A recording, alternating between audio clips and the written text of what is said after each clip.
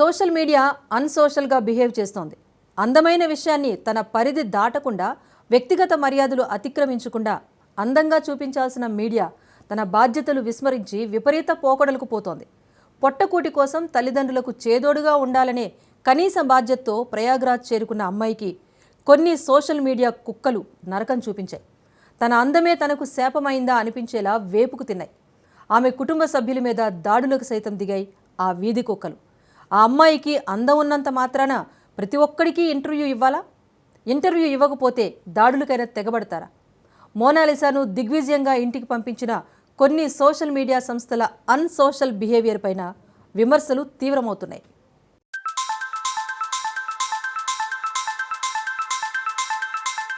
వీధి కుక్కల వేటలో అలసిపోయిన అందం, సంస్కారం మరచి బరితెగించిన యూట్యూబర్లు, కుటుంబాన్ని నవ్వుల పాల్చేసిన కుసంస్కారులు. సంస్కారం అనేది చేసే వృత్తిని బట్టి రాదు, అది వ్యక్తిని బట్టే వికసిస్తుంది. అయితే ఎంతో బాధ్యతాయుతంగా ప్రవర్తించాల్సిన కొన్ని మీడియా సంస్థలు, మరికొన్ని సోషల్ మీడియా సంస్థలు వాటి బాధ్యతను మరిచి చాలా చీప్ గా వ్యవహరించాయన్న విమర్శలు తీవ్రమవుతున్నాయి. మీడియాను నడిపేవారికి ఉండాల్సిన కనీస బాధ్యతను విస్మరించి ఓ పల్లెటూరి అమ్మాయి అందాన్ని అదే పనిగా చిత్రీకరించేందుకు అనారోగ్యకరంగా పోటీపడ్డాయి. అవారంగా ప్రవర్తించే కొందరు యూట్యూబర్లైతే ఆమె కుటుంబం మీద కూడా దాడికి దిగాయి. ఆ యూట్యూబర్ల నిర్వాకంతో ఆమె రోజువారీ సంపాదన కూడా చేసుకోలేక ఇబ్బందుల పాలైంది. ఆమెకు దేవుడు వరంగా ఇచ్చిన నీలికల్లే ఆమెకు శాపంగా మారిన వైనం యావత్ మీడియాను విస్తుగొల్పుతోంది.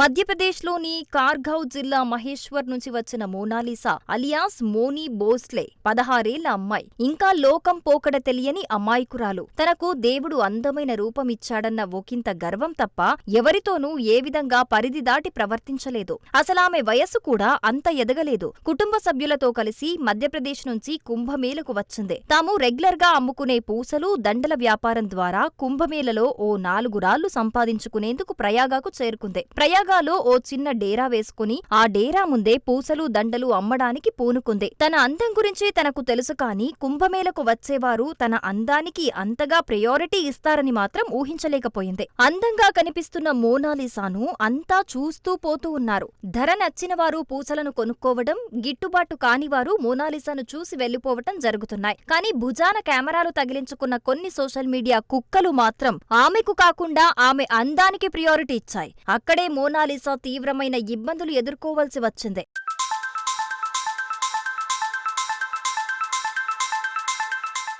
ఎవరో ఒక యూట్యూబర్ ఆమెను ఇంటర్వ్యూ చేశాడు. అమాయకమైన అందమైన నీలికలతో ఏం చెప్పాలో తెలియకపోయినా ఏదో చెప్పేందుకు ప్రయత్నిస్తున్న ఆమె ముగ్ధమోహన సౌందర్యం చూసేవారికి కూడా ఒకంత ముచ్చట గొలుపుతోంది. ఆ యూట్యూబర్ చేసిన వీడియో కాస్త డిజిటల్ మీడియాలో హైలైట్ అవ్వటంతో మరికొన్ని యూట్యూబ్ కుక్కలు అటువైపుగా కదిలొచ్చాయి. ఆయనెవరికో ఇచ్చావు, మాకెందుకు ఇంటర్వ్యూ ఇవ్వవు అని రుబాబు చేసేదాకా పరిస్థితి వెళ్లిపోయింది. ఎలాగైనా సరే ఆమె అందాన్ని తమ కెమెరాలో బంధించాలని, ఆమె మొహాన్ని చూపించి సబ్స్క్రైబర్లను పెంచుకోవాలని తెగ ఆరాటపడిపోయారు. ఓ పరిస్థితి ఎక్కడిదాకా వెళ్ళిందంటే అసలు కుంభమేళ కవరేజీని వదిలేసి ఆమె కోసమే వచ్చినట్టుగా యూట్యూబర్ల గోల తయారైపోయింది. ఆమె దుకాణం ముందు ఎవరున్నారు, ఎవరు లేరు, తమది మర్యాద అవుతుందా కాదా అనే విచక్షణ కూడా వదిలేసి ఆమెను షూట్ చేయటానికి యూట్యూబర్లు మీద పడిపోయారు. దీంతో బెంబేలెత్తిపోయిన మోనాలిసా ఒక్కసారిగా భయపడిపోయింది. ఆమె కుటుంబ సభ్యులు కూడా ఇదేం పద్ధతంటూ అభ్యంతర పెట్టారు. అయినా వారు మాత్రం వినలేదు. ఆమెను షూట్ చేయటానికి, ఆమెతో మాట్లాడటానికే పోటీపడ్డారు.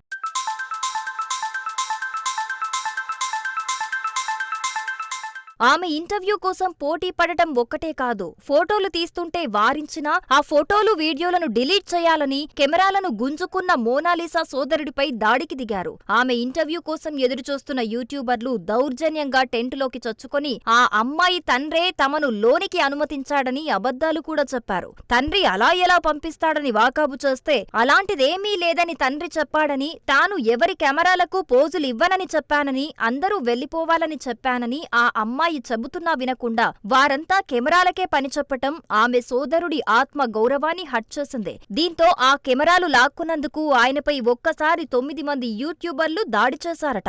मैंने यहाँ जबरदस्ती मेरे पापा का नाम लेके आया कि आपके पापा ने मुझे भेजा। मैंने वहाँ मना किया कि मेरे पापा ने भेजा, मेरे पापा के पास जाओ, मैं नहीं फोटो खिंचवाऊंगी भाई आपके पास। अब मुझे भी डर लगता है कि यहाँ कोई भी नहीं है, कोई कुछ करना दे, यहाँ लाइट ना वगैरह कुछ भी नहीं। फिर भी वो लोग अंदर जबरदस्ती घुस गए और उतने में मेरे पापा आए और मेरे पापा ने चिल्लाया कि तुम जबरदस्ती लड़की के पास कैसे आए। फिर मैंने बोला कि पापा आप नहीं भेजा था कहीं की, तो मेरे पापा ने मना किया कि मैंने नहीं भेजा बेटा इनको। यही गुस्से में मेरा भाई उनका मोबाइल लेने गया और 9 लोगों ने मिलके मारा मेरे भाई को, और यहाँ के लोगों को बोलने भी जाए तो उल्टा हमको बातें सुनाते। అనూహ్యమైన ఈ ఘటనతో మోనాలిసాను ఇంటికి పంపించేశారట ఆమె పేరెంట్స్, సోదరుడు. కుంభమేళను ఆసరా చేసుకుని ఓ 4 రాళ్లు సంపాదించుకుందామని వస్తే ఇప్పుడు ఇంటిల్లిపాది మోనాలిసాను కాపాడుకోవటమే డ్యూటీ అయిపోయిందని వాపోతున్నారు. తమ కళ్ల ముందే తమ కూతురు మీద తోడేళ్లు మీద పడి అఘాయిత్యం చేస్తాయేమో అని బెంగటిల్లారట. తాను చెప్పకపోయినా తన పేరు చెప్పి టెంటులోకి దూరిపోయారంటే అక్కడ ఎవరూ అందుబాటులో లేని సమయం చూసి ఎవరేం చేస్తారో అనే కంగారు ఆ ఇంటిల్లిపాదికి పట్టుకుంది. దీంతో ఆమెను మధ్యప్రదేశ్ పంపించేశారు.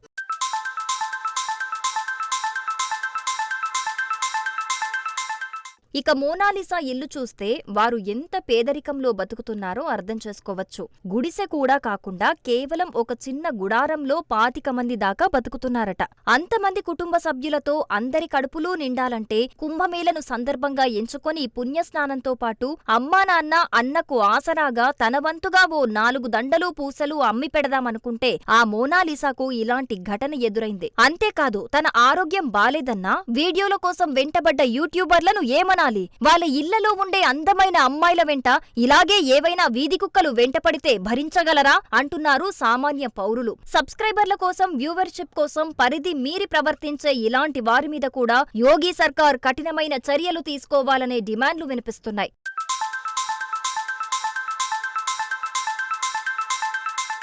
విధర్మీయులు, అన్యమతస్థులు కుంభమేళకు వచ్చి ఎలాంటి కుట్రలు చేస్తారోనని అనుమానించి ముందు నుంచే జాగ్రత్తలు తీసుకుంటున్న యోగి సర్కార్ యూట్యూబర్ల ముసుగేసుకుని ఇలాంటి అమర్యాదకరమైన అరాచకాలకు పాల్పడే వారి మీద కూడా ఆంక్షలు విధించాలన్న డిమాండ్లు వినిపిస్తున్నాయి. మరి యోగి సర్కార్ ఇలాంటి అంశాలపైన జాగ్రత్తలు తీసుకుంటుందా?